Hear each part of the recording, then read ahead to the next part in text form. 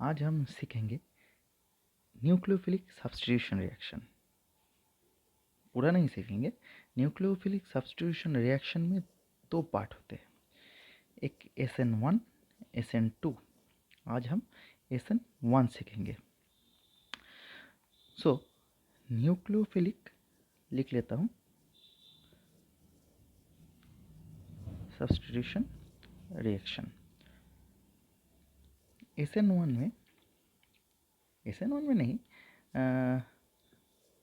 Nucleophilic substitution reaction में alkyl halide के साथ अगर न्यूक्लियोफाइल का रिएक्शन होता है तो न्यूक्लियोफाइल एल्किल ये जो आर ग्रुप है उसके साथ जुड़ जाता है, तो इसको कहते हैं nucleophilic substitution reaction. X out होके न्यूक्लियोफाइल आया, तो इसीलिए इसको कहते हैं न्यूक्लियोफिलिक सब्स्टिट्यूशन हो रहा है। अब इसके अंडर आता है SN1 SN2। आज हम SN1 सीखेंगे, तो देखते हैं क्या है SN1। SN1 mechanism. SN1 में रिएक्शन होता है फर्स्ट स्टेप वन में जो एल्किल हैलाइड है, एल्किल हैलाइड में से हैलाइड ट्रांसफ़र हो जाता है और कार्बोकैटायन बनता है। ठीक है, कार्बोकैटायन, ये जो कार्बोकैटायन है इसमें रीअरेंजमेंट हो सकता है, तो रीअरेंजमेंट के जो डिटेल्स है वो उसमें हम बाद में आएंगे। पहले देख लेते हैं ये जो एल्किल हैलाइड से R+ और X- हुआ, ये रिवर्सिबल स्टेप है और ये स्लो स्टेप है। उसका मतलब ये रेट डिटरमाइनिंग स्टेप है। ओके, अब स्टेप 2 में R+ तैयार हो गया, इसमें आता है न्यूक्लियोफाइल जो रिएक्ट करके R न्यूक्लियोफाइल बन जाता है। ओके, अब देखो पहले इम्पोर्टेंट पॉइंट्स क्या है। इम्पोर्टेंट पॉइंट्स है, एक कार्बोकैटायन फॉर्मेशन, एक तो कार्बोकैटायन फॉर्मेशन होता है, सॉरी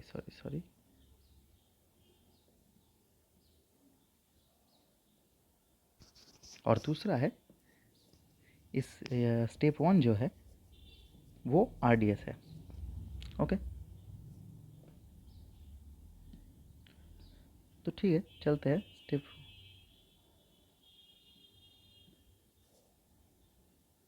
स्टेप 1 RDS है। ठीक है, एक मिनट, पेज पलटने दो थोड़ा सा।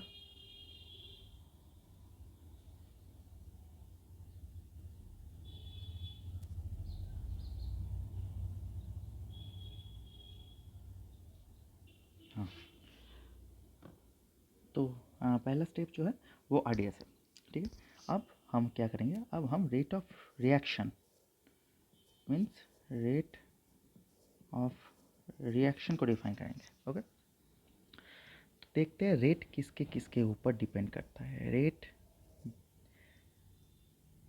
सिर्फ एल्किल हैलाइड पर डिपेंड करता है। ओके,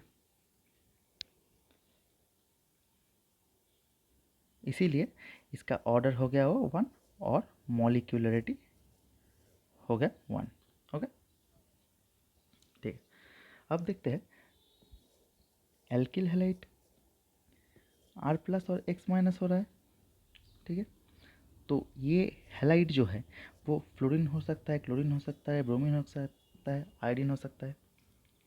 अगर हम बॉन्ड एनर्जी के हिसाब से जाए तो कार्बन, एल्किल ग्रुप तो कार्बन से ही जुड़ा होगा। एल्किल ग्रुप, ये जो X जो R के साथ जुड़ा है, R तो एल्किल ग्रुप है, तो कार्बन के साथ CF हो सकता है, CCl हो सकता है, CBr हो सकता है, CI हो सकता है।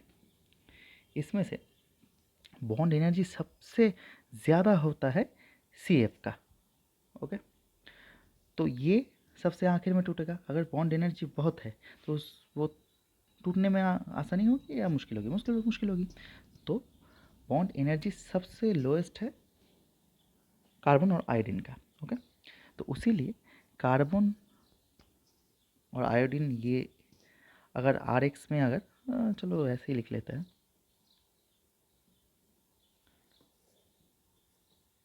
RI सबसे ज़्यादा होगा, BR उसके बाद, Cl उसके बाद और फ्लोरीन सबके बाद।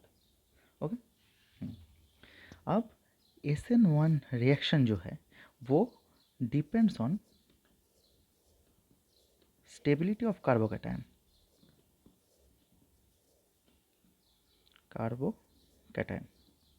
ओके। तो अगर स्टेबिलिटी ऑफ कार्बोकैटायन के पे अगर डिपेंड करे तो 3 डिग्री कार्बोकैटायन सबसे ज़्यादा होगा, 2 डिग्री कार्बोकैटायन उसके बाद और 1 डिग्री कार्बोकैटायन उसके बाद। चलो क्वेश्चन के हिसाब से देखते हैं। अगर मैं सिंपल ये लूँ, ठीक है, और इसके साथ सॉरी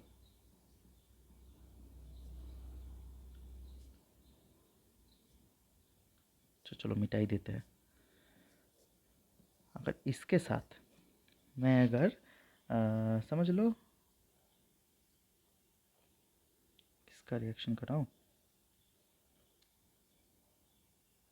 न्यूक्लियोफाइल का अगर रिएक्शन कराऊँ, ये होगा। इसके साथ अगर कराऊँ तो ये होगा, और इसके साथ अगर कराऊँ तो ये होगा। अगर देखने जाते हैं तो ये हो गया 3 डिग्री, ये 2 डिग्री और ये 1 डिग्री। क्यों, कैसे हो रहा है? ये बॉन्ड अगर मैं ब्रेक करूँगा तो क्या होगा, ऐसा होगा, ठीक है। अगर ये बॉन्ड मैं ब्रेक करता हूँ तो कैसा होगा, ऐसा होगा।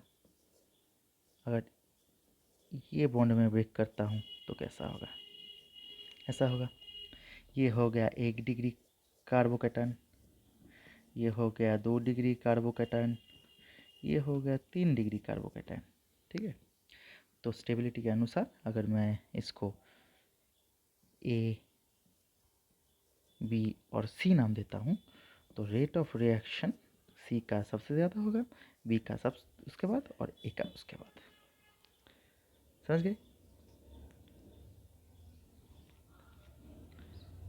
चलो ऐसा एक क्वेश्चन भी कर लेते हैं। हाँ, मैं सॉल्वेंट और जो इसका स्टीरियोकेमिस्ट्री है उसके बारे में अलग लिख, इसके जो नेक्स्ट लेक्चर आएगा उसमें डिटेल कर दूँगा। अगर देखिए, चलो एक क्वेश्चन करता हूँ। Reactivity towards SN1, okay. अगर 2 bromo 2 methyl butane,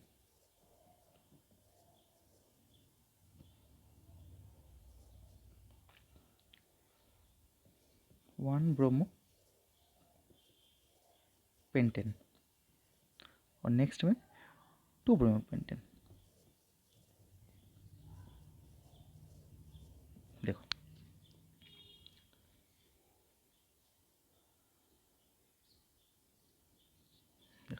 2 bromo 2 methyl butane, 2 bromo 2 methyl, okay. ये एक है, ये 1 नंबर है। 2 नंबर क्या है? 2 नंबर है 1 ब्रोमो पेंटेन, 1 ब्रोमो, देखो 1 ब्रोमो पेंटेन हो गया। उसके बाद है 2 ब्रोमो पेंटेन, ये बॉन्ड ब्रेक करता हूँ, कार्बोकैटायन फॉर्मेशन होगा। देखो ये होगा, ये बॉन्ड ब्रेक करने में और ये बॉन्ड ब्रेक करने में, ये देखो ये होगा 3 डिग्री, सॉरी 2 डिग्री नहीं, ये 1 डिग्री और ये 2 डिग्री। तो सब रेट ऑफ रिएक्शन में अगर जाते हैं तो 3 डिग्री 2 डिग्री 1 डिग्री होगा। उसी लिए आंसर हमारा होगा क्या, फर्स्ट A नेक्स्ट 3 एंड उसके बाद P, 1 3 2, ये होगा आंसर। मुझे लगता है SN1 रिएक्शन थोड़ा सा तो समझ में आया होगा। Okay, thank you.